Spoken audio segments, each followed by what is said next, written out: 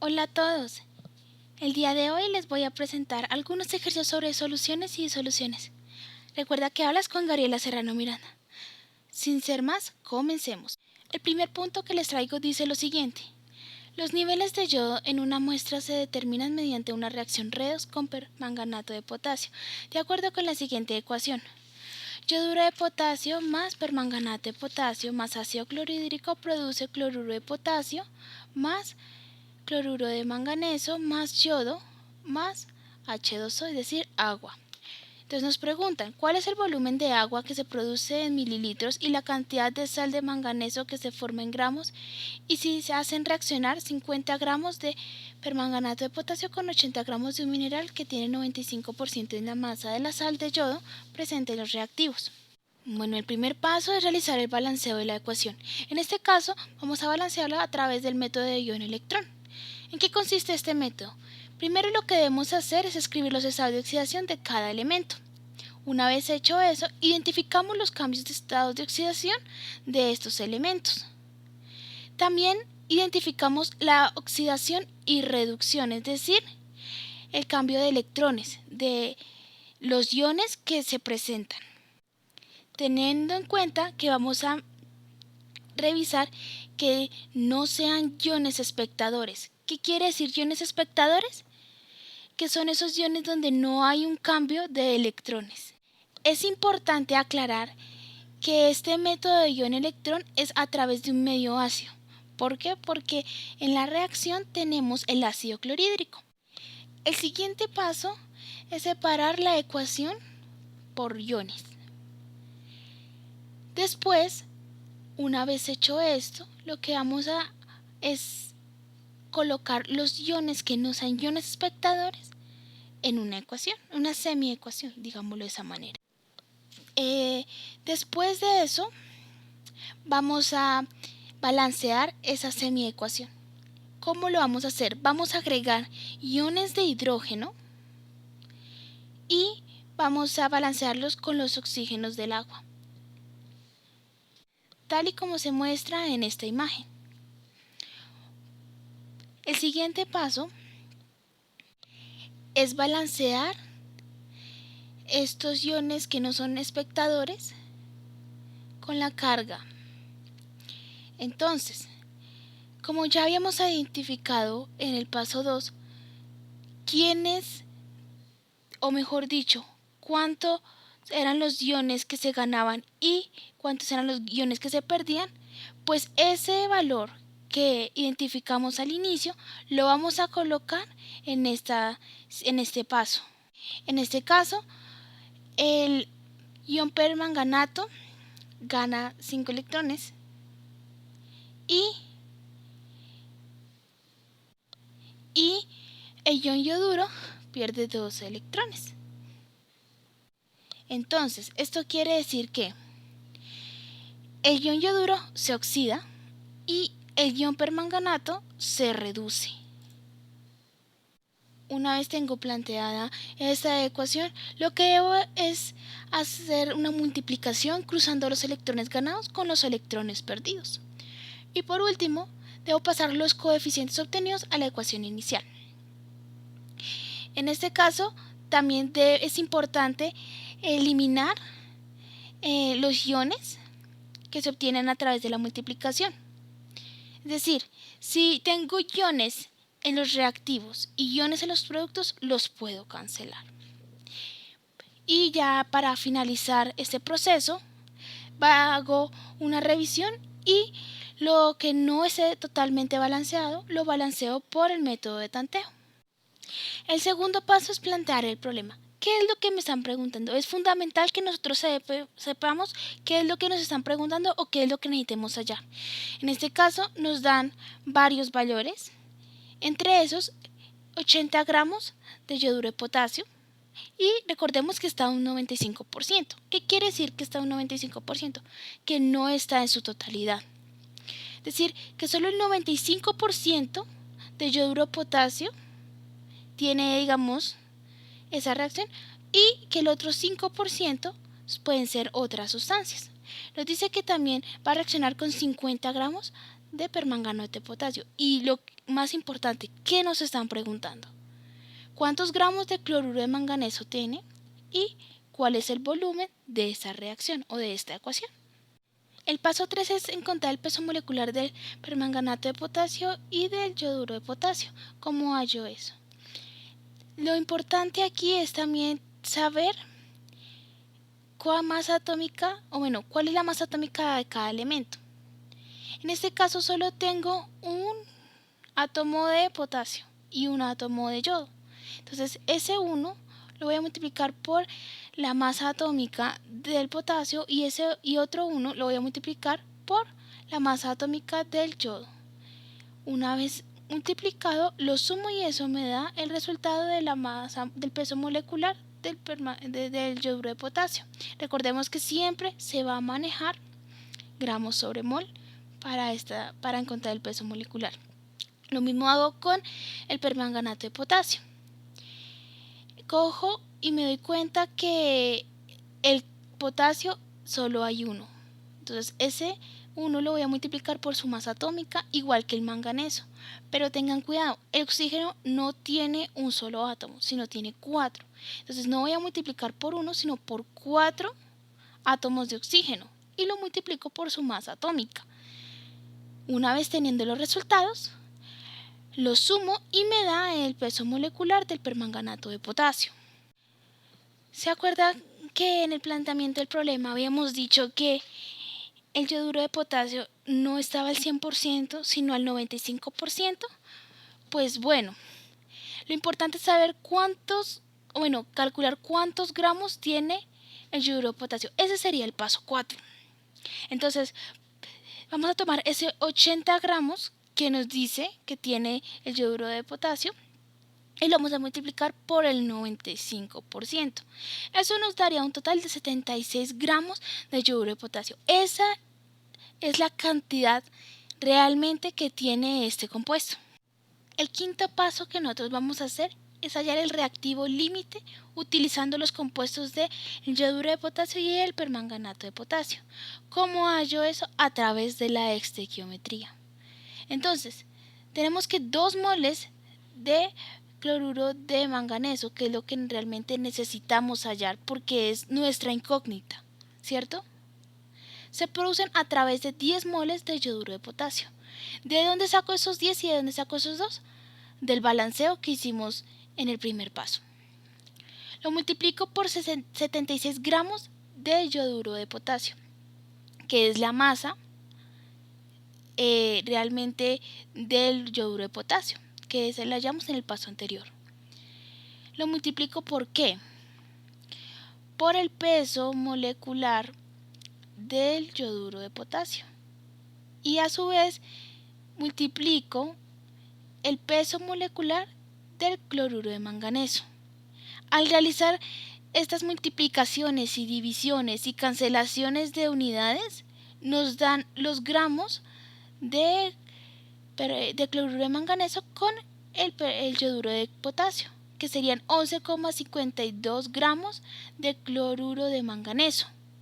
Lo mismo hago, pero esta vez con el permanganato de potasio. Entonces digo 2 moles de cloruro de manganeso sobre 2 moles de permanganato de potasio por 50 gramos de permanganato de potasio por 1 mol de permanganato de potasio sobre 245,64 gramos de permanganato de potasio por 125,84 gramos de cloruro de manganeso sobre 1 mol de cloruro de manganeso. Al realizar las multiplicaciones de cada una de estas unidades y de cada uno de sus valores y la cancelación de las mismas, nos da que el resultado con el permanganato de potasio es 25,59 gramos de cloruro de manganeso. Entonces, el reactivo límite sería con el yoduro de potasio. ¿Por qué?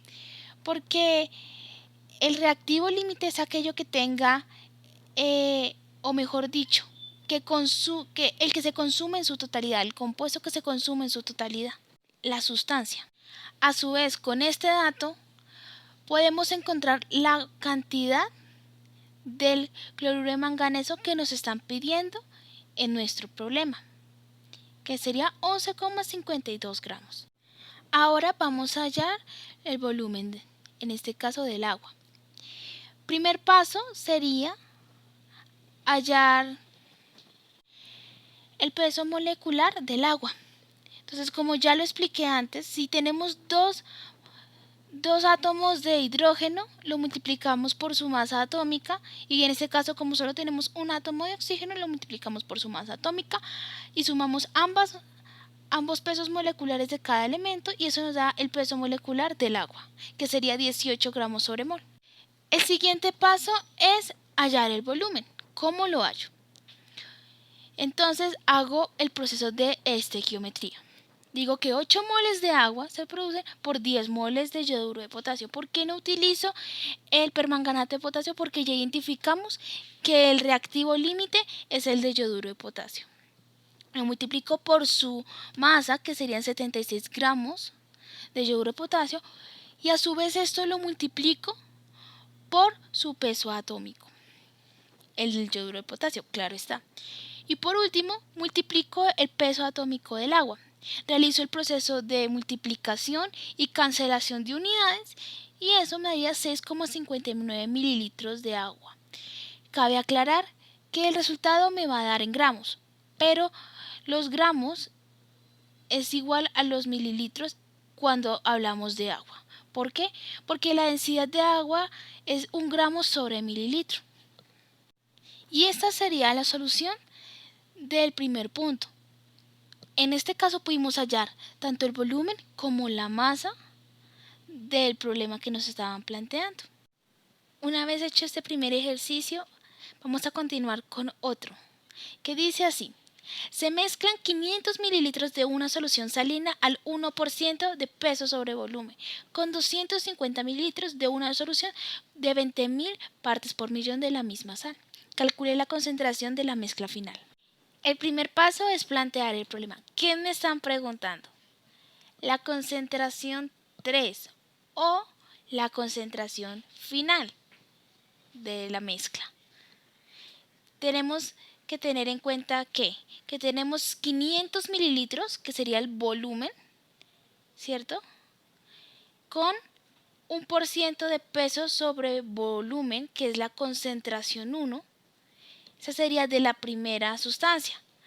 Y la segunda dice que son 250 mililitros, que ese también sería el volumen, con 20.000 partes por millón, y esa sería la concentración. Recordemos que las partes por millón se pueden identificar como miligramos sobre litro, o entre muchas otras unidades, pero siempre tiene que ser o peso sobre volumen o peso sobre peso.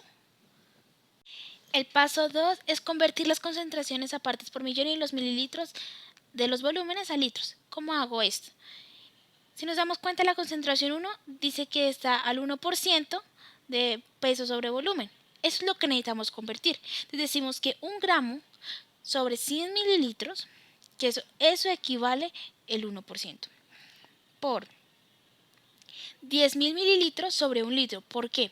Porque necesitamos cancelar son los mililitros y que nos quede en miligramos sobre litro. Y por último, es multiplicar los gramos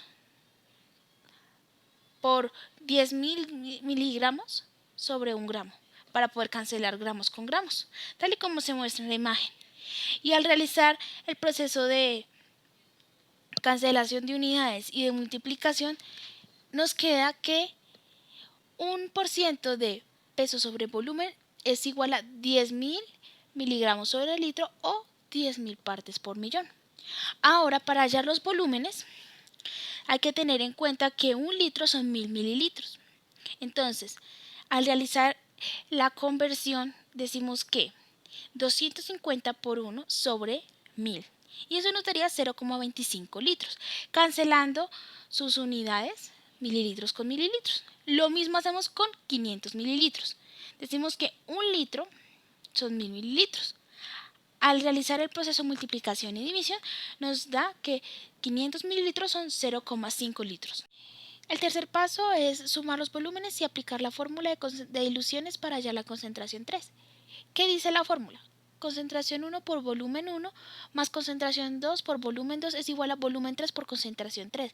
Como lo que necesito hallar es solo la concentración 3, en este caso lo que debo hacer es pasar el volumen 3 a dividir al otro lado. Entonces me quedaría concentración 3 o concentración final es igual a concentración 1 por volumen 1 más concentración 2 por volumen 2 sobre o dividido volumen 3.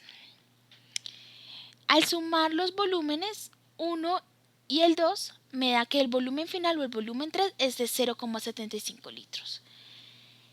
Luego de eso yo reemplazo los valores de acuerdo a la fórmula y realizo las operaciones solicitadas en la fórmula, es decir, multiplicación, suma y división. Al momento de yo realizar cada uno de estos procedimientos, puedo llegar a la solución de la concentración 3 o a la respuesta de la concentración 3, que serían 13.333.3 infinito periódico miligramos sobre litro o partes por millón.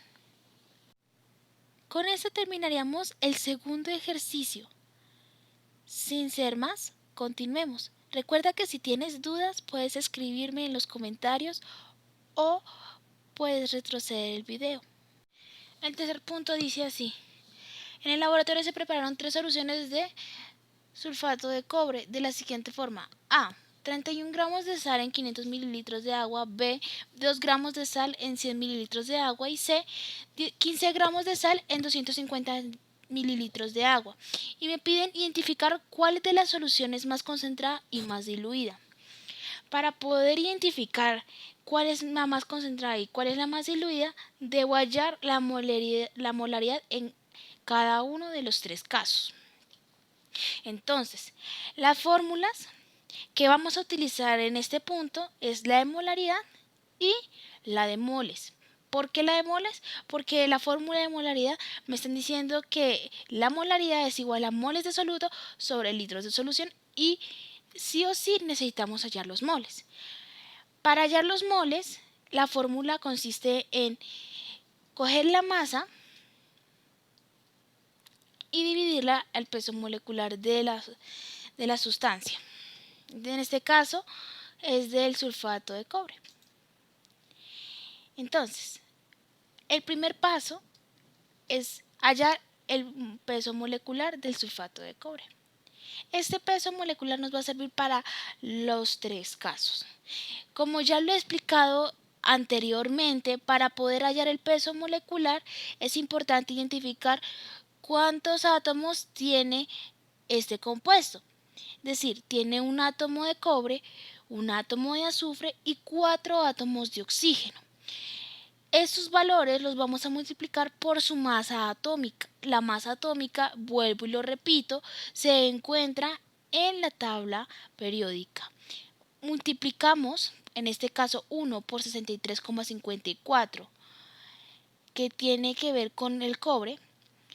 El azufre lo vamos a multiplicar 1 por 32,05 y el oxígeno 4 por 16. Al sumar cada una de estas respuestas nos da que el valor del peso molecular es de 159,59 gramos sobre mol.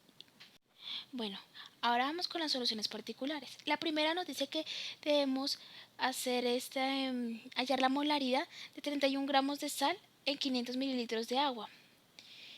Para poder hacer esto, vamos a implementar las fórmulas que les expliqué anteriormente. Para hallar moles, son 31 gramos sobre 159,59 gramos sobre mol, que me daría 0,19 moles de sulfato de cobre. Y para hallar la molaridad es 0,19 moles sobre 0,5 litros. ¿Por qué no 500 mililitros? Porque la molaridad siempre va a ser moles sobre litros. Entonces tengo que sí o sí convertir esos 500 mililitros. Como resultado me da 0,38 molar de sulfato de cobre. Asimismo hago con el punto B, que dice 2 gramos de sal en 100 mililitros de agua. Hallo el número de moles sería 2 gramos sobre 159.59 gramos sobre mol, que me daría 0,01 moles de sulfato de cobre. Y con ese valor hallo la molaridad, que sería 0,01 moles de sulfato de cobre sobre 0,1 litros, que es igual a 0,1 molar. Y lo mismo hago con el punto C. La diferencia entre cada punto es que varía su masa y su volumen, porque sigue siendo el mismo compuesto. Igual, número de moles 15 gramos sobre 159,59, que eso me da 0,09 moles. Y la molaridad, que serían 0,09 moles de sulfato de cobre sobre 0,25 litros, igual a 0,36 molar de sulfato de cobre. Recuerden, en cada uno de estos ejercicios es importante convertir. Si ustedes no convierten los mililitros a litros, la molaridad les va a quedar de manera incorrecta. Entonces, la respuesta, ¿cuál sería? Teniendo en cuenta la molaridad de cada uno de estos tres puntos. Decimos que la más diluida sería la B. ¿Esto por qué ocurre? Porque es la que tiene menor molaridad. Y la más concentrada es la que tiene mayor molaridad. En este caso sería la A, con 0,38 moles. ¿Están cansados? Tranquilos, ya es el último ejercicio, que dice de esta manera. Usted va a realizar un proceso de remoción para tratamiento de aguas y el profesor le lanza el siguiente ejercicio: rompecocos. Una planta de tratamiento tiene un caudal de 655 metros cúbicos sobre días de agua tratada con dosis de 2.25 partes por millón de cloro. La planta dosifica una solución al 3.25% peso sobre peso de cloro con densidad relativa igual a 1.02 gramos sobre mililitros. Calcule el volumen de la solución en mililitros sobre minuto que se dosifica. En este caso tenemos 4 datos: el caudal, la dosis, la solución y la densidad. Bueno, para poder encontrar la respuesta, el primer paso que debemos seguir es convertir el 1.02 gramos sobre mililitro a miligramos sobre mililitro. ¿Cómo hago esto? Con un factor de conversión, teniendo en cuenta que 1 gramo son 1000 miligramos. Entonces, voy a multiplicar ese 1.02 por 1000. Y eso me daría 1020 miligramos sobre mililitro.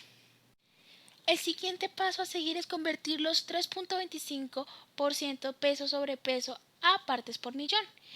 Las partes por millón se pueden medir en miligramos sobre litro o miligramos sobre kilogramo.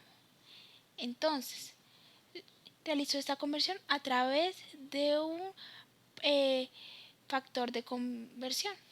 Digo 3.25 gramos sobre 100 gramos por 1000 miligramos, que equivale a 1 gramo, por 1000 gramos, que equivale a 1 kilogramo. Y al realizar esta operación, multiplicar 3.25 por 1000 y dividirlo entre 100, me da 32.500 miligramos sobre kilogramo, es decir, 32.500 partes por millón. Continuando con el tercer paso, que es la conversión del punto anterior, a ese valor multiplicarle el valor convertido de la densidad. Entonces sería 32.500 miligramos sobre kilogramos por 1 mililitro sobre 1020 miligramos. Eso me daría un resultado de 31,86 mililitros sobre kilogramo de solución de cloro. Continuando, el siguiente paso es multiplicar las dosis por el caudal y convertir el resultado a miligramos por día. Recordemos que partes por millón es igual a decir miligramos sobre litro. Entonces, multiplicamos 2.25 miligramos sobre litro por 655 metros cúbicos sobre días. Y lo multiplicamos por el factor de conversión. Un metro cúbico es igual a decir a 1000 litros. Y al multiplicar 2.25 por 655 por 1000, esto me da 1.473.750 miligramos por día de solución de cloro. Y ya para finalizar, al resultado del paso anterior lo vamos a multiplicar por el resultado del paso 3. Y este a su vez por los factores de conversión, 1 kilogramo de solución de cloro por 1 por 10 a la 6 miligramos de solución de cloro por un día sobre 24 horas y una hora sobre 60 minutos. Al realizar el procedimiento de la multiplicación y la cancelación de unidades, me da como resultado 0,0326 mililitros sobre minuto. Y ese sería todo. Muchas gracias y nos vemos en la próxima.